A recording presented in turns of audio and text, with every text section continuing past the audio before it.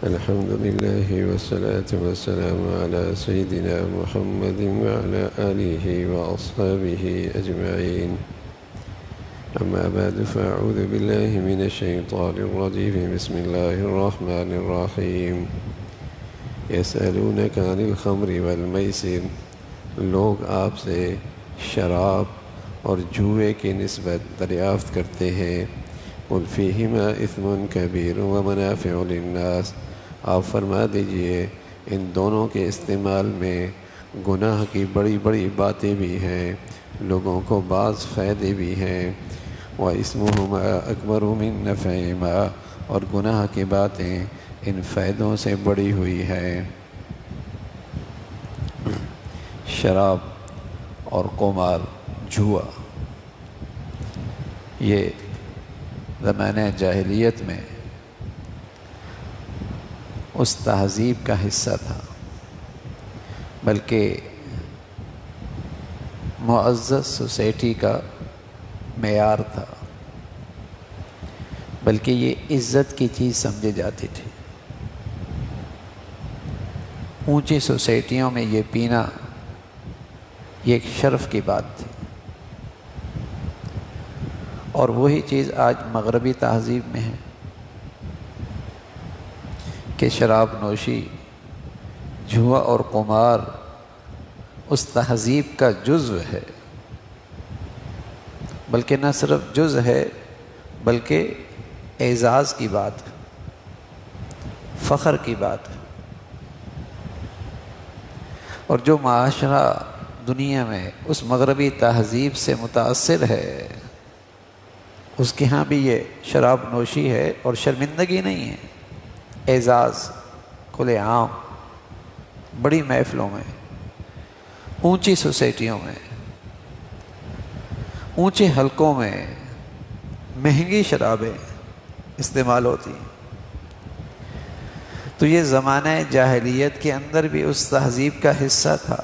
اور آج کی جو جاہلیت ہے، جو مغربی تہذیب کی شکل میں ہے، اس کا بھی یہ جزو اعظم ہے. اسلام آیا اور اس نے اس کی حرمت کا اعلان کیا. اس حرمت کے سلسلے میں یہ ابتدائی قانون سازی ہے، ابتدائی آیت ہے. پھر اس کے بعد اس کی مکمل حرمت کا تذکرہ اور اس کا اعلان ہوا. یہ اس کی ابتدائی آیت ہے کہ شراب، اس میں بہت بڑے نقصانات ہیں، گناہ کی باتیں ہیں، گناہ کی چیزیں ہیں، نفع بھی ہے. کسی چیز کا جزوی نفع ہونا یہ اس کی حرمت کو کے منافی نہیں ہے. حرام سے حرام چیز کے اندر بھی کچھ نہ کچھ نفع تو ہوتا ہی ہے. یہاں تک کہ ڈاکہ مارنے والا جب ڈاکہ مارتا ہے تو وہ کہتا ہے کہ میں اس میں سے کچھ غریبوں کی خدمت بھی کرتا ہوں. چوری کرنے والا جب چوری کرتا ہے تو وہ کہتا ہے بہت ساری بیوہ ایسی ہیں، میں ماہانہ راشدہ ان کو دیتا ہوں. سود لینے والا سود خور پیسہ کماتا ہے اور کہتا ہے میں بہت سارے بیماروں کا علاج بھی کرتا ہوں اور ان کی بیماری کے لیے میں فنڈ بھی دیتا ہوں. رشوت کمانے والا، رشوت سے دولت اکٹھی کرنے والا کہتا ہے میں بہت سارے غریبوں کو کھانا بھی کھلاتا ہوں. تو اگر کسی حرام چیز سے کوئی جزوی خیر پھیل رہی ہے تو اس سے وہ حرام چیز حلال تو نہیں ہوتی، وہ تو حرام رہے گی. حرام سے حرام چیز کے اندر بھی نفع تو ہوتا ہی ہے کوئی، لیکن اس سے یہ نہیں کہ وہ چیز حرام نہیں رہتی، اس کی گندگی نہیں رہتی، وہ نجاست نہیں رہتی. سانپ جیسا زہریلا زہریلی چیز، اس کے اس زہر سے بھی نفع تو ہوتا ہے نا، بیماریوں میں کام آتا ہے. بہت ساری بیماریوں کا علاج ہوتا ہے، لیکن کوئی اسے گھر میں تو نہیں پالتا.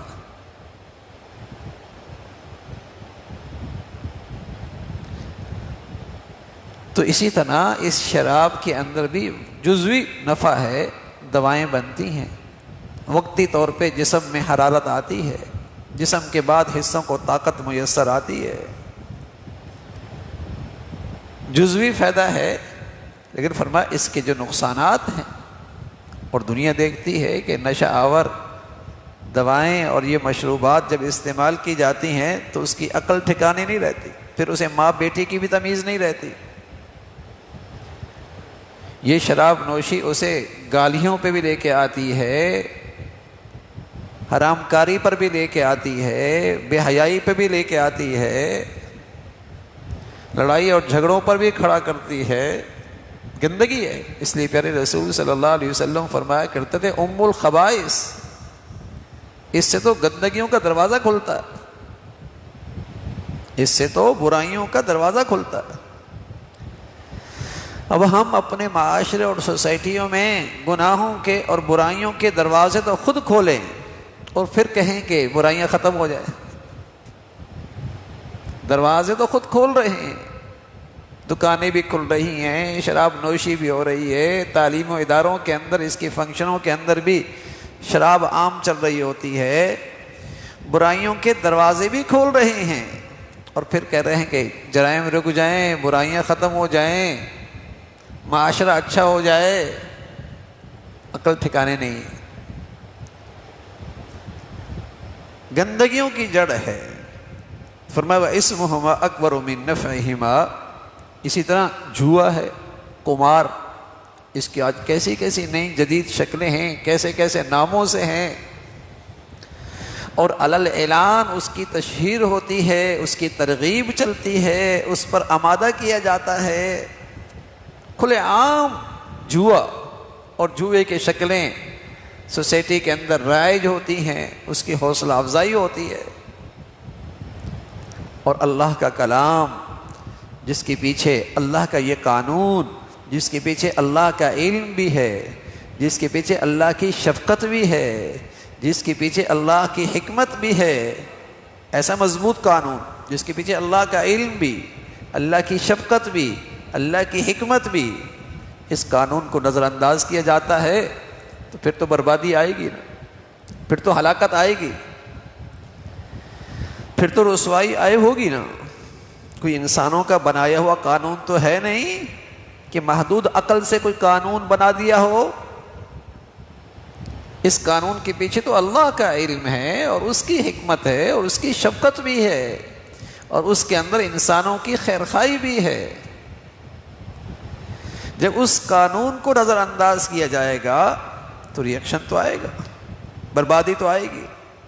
تو فرمایا کہ جوا ہے، شراب نوشی ہے، یہ ان کے نقصانات بہت ہیں، بہت اس کے نقصانات ہیں۔ میں عرض کر رہا ہوں یہ شراب کی حرمت کے سلسلے کی پہلی آیت ہے، پھر اس کے بعد قطعی طور پہ اور مکمل طور پہ اسلام نے اور شریعت اسلامی نے اس کی حرمت کا اعلان کیا۔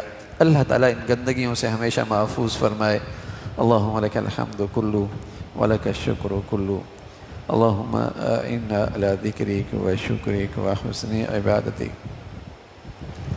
اللہم انا علی ذکرک و شکرک و حسن عبادتک، نستغفر اللہ و نتوب الیک، نستغفر اللہ و نتوب الیک، سبحان ربک رب العزة عما یصفون وسلام علی المرسلین والحمد للہ۔